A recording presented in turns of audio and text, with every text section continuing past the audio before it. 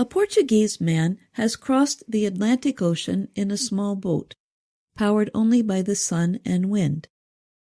He used kites to move the boat and solar power to use lights and equipment on the boat. Francisco Lufinha arrived on the island of Martinique on December 20th. He hopes his trip will earn him a Guinness World Record for fastest solo Atlantic crossing by kite boat. He also hopes his trip will help people understand the need to protect the oceans. The kite-powered boat reached top speeds of over 30 kilometers per hour.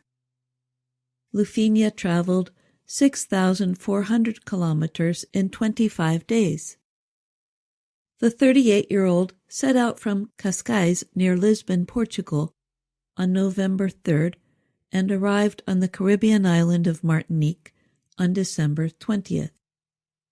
Lufinha was not at sea for all that time, however.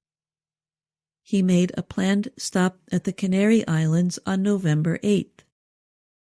He had to stay longer than planned because of strong winds. He remained there until November 30th. Lufinha made the crossing completely alone in a 7.2-meter long and 5.6-meter wide trimaran. This kind of boat has 3 long, thin parts, with a small room for sleeping and shelter. Lufinha used a hand pump to produce water for drinking and cooking.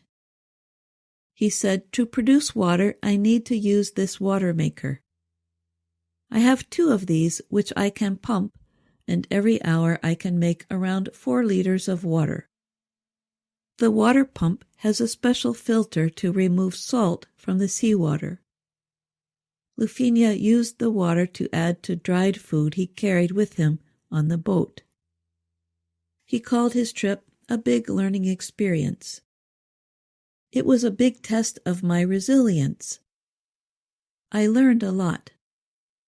I learned most of all to look at my problems relatively.